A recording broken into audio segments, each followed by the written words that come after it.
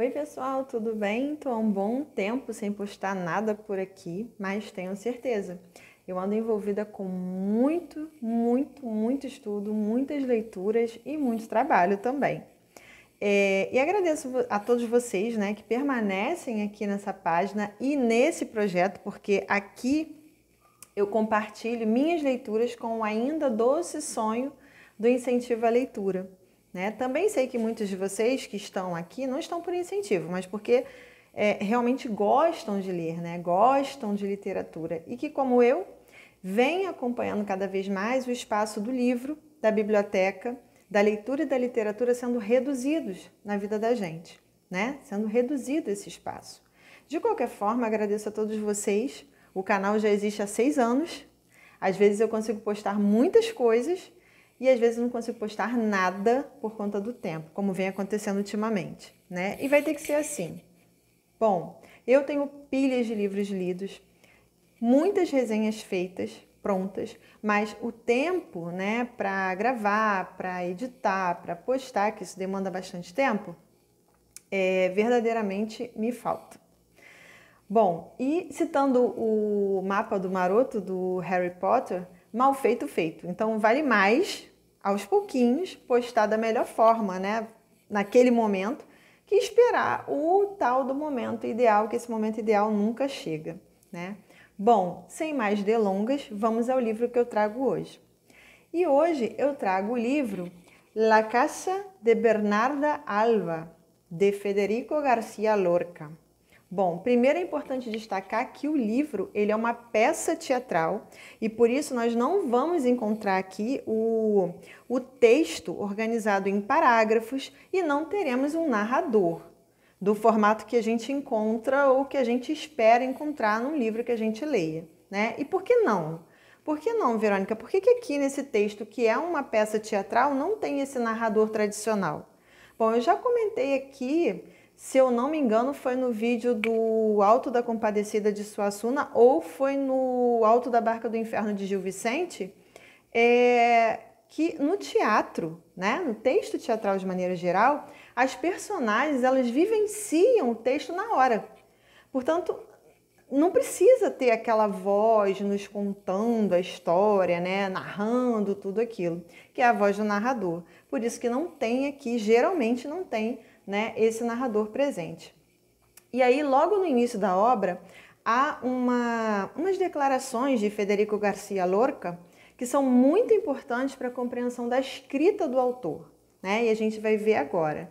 Ele diz o seguinte nessas declarações, né? El teatro es la poesía que se levanta del libro y se hace humana. Y al hacerse, habla y grita, llora y se desespera. El teatro necesita que los personajes que aparezcan en las escenas lleven un traje de poesía y al mismo tiempo que se les vean los huesos, la sangre.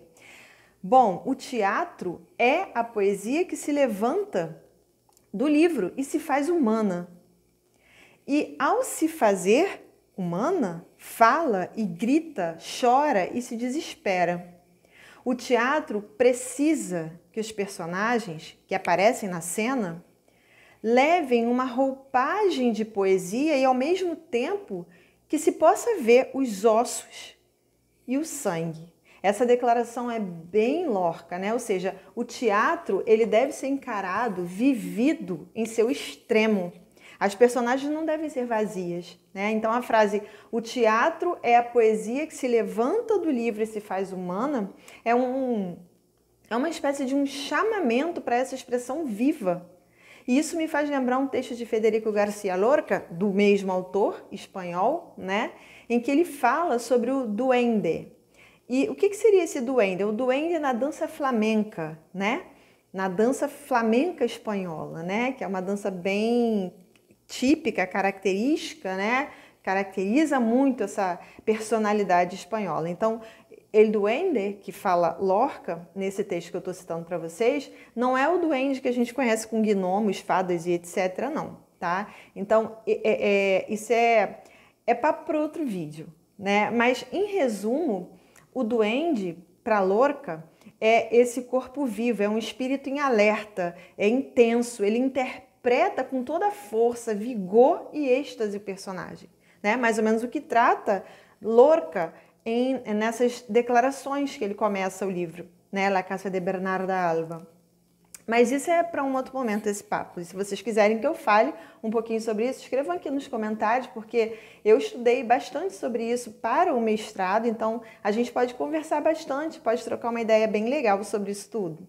Então, esse texto que Lorca escreve sobre o duende, né, no flamenco, ele nos ajuda muito, principalmente com a nossa própria forma de ler e de receber tanto a literatura quanto as artes em geral. Então é um texto bem interessante, tá?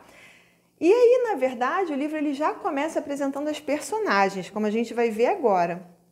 Essas personagens, né, são as seguintes. Bernarda, né? Bernarda, a casa é dela, né? Ela tem 60 anos. Maria Josefa, que é a mãe de Bernarda, que tem 80 anos.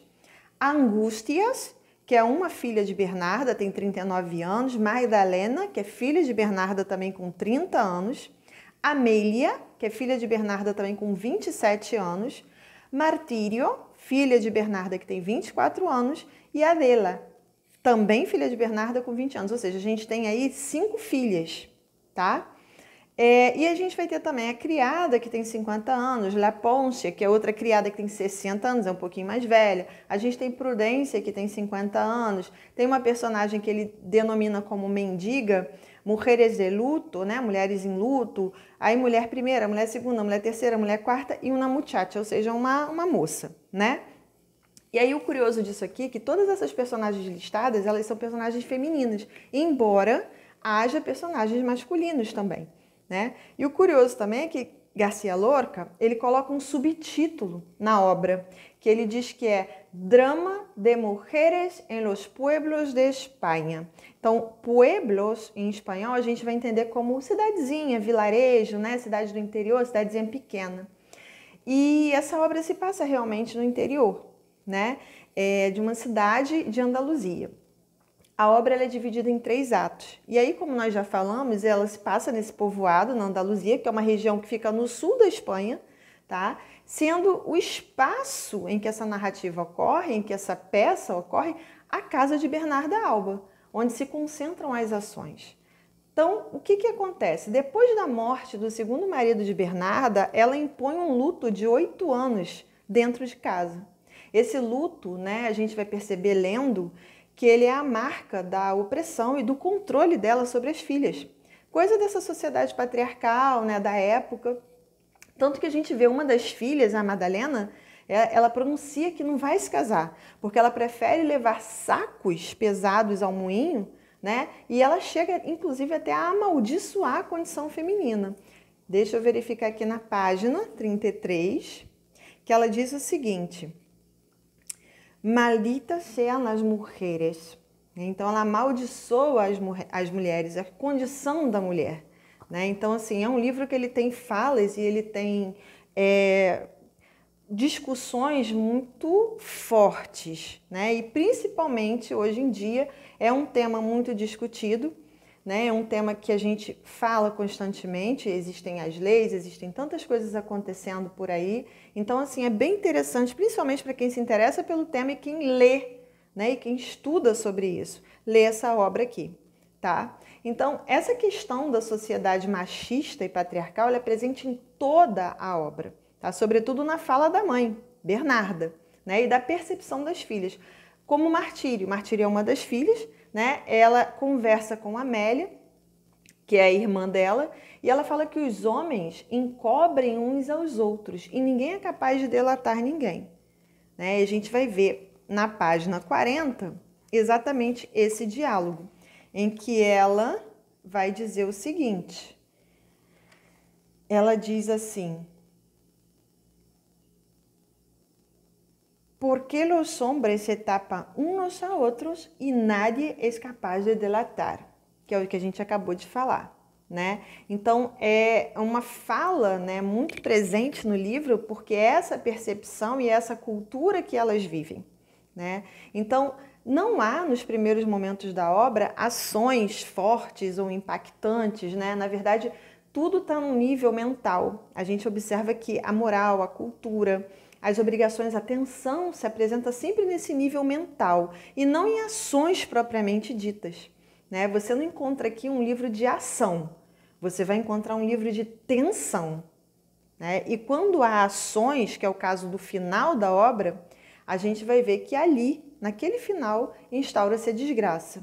Isso porque tudo deve andar de acordo com as regras, nada pode sair fora dela, né? Das regras, porque os impactos dessa moral são levados ao máximo, né? E o mais curioso e sutil disso tudo, que até a mãe, né, a Bernarda, a mãe da Bernarda, na verdade, a Maria Josefa, aquela senhorinha que eu falei para vocês, de 80 anos, ela vive trancada e ela também quer liberdade, né? Então, existe quase que um grito velado, um grito silencioso, contido por essa liberdade. Isso é bem Lorca, né? E a gente vai ver isso na página 50 aqui dessa obra, que diz o seguinte, quando a senhora diz o seguinte, a Maria Josefa, que é a mãe da Bernarda Alba, ela diz o seguinte: me escapé porque me quiero casar, porque quiero casarme con un varón hermoso de la orilla del mar, ya que aquí los hombres huyen de las mujeres. Ou seja, eu fugi porque ela vivia presa num quarto, eu fugi porque eu quero casar, eu quero me casar, né? Porque eu quero me casar com um homem bonito, da orilla del mar, ou seja, do litoral, né? Lembrando que a gente está falando do interior, já que aqui os homens fogem das mulheres, né? Então a gente vê também esse grito de liberdade, inclusive na mãe da Bernarda, né?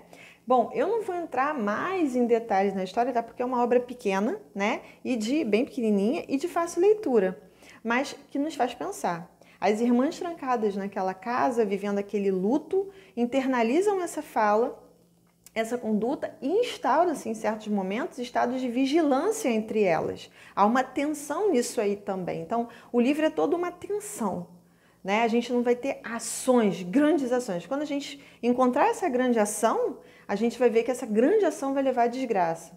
Mas ela vive naquele, sabe? Elas vivem naquele limiar, naquela tensão. E é bem internalizado tudo isso pelas personagens, embora elas queiram, né, em muitos momentos elas rejeitem esse estado.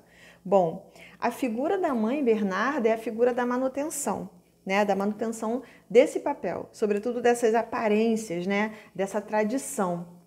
E a gente pode ver também quando ela fala o seguinte, ela diz: los antiguos sabiam muitas coisas que hemos olvidado. Ou seja, os antigos sabiam muito, né? Os antigos é o quê? Todo esse passado que ela mantém, né? Essa tradição.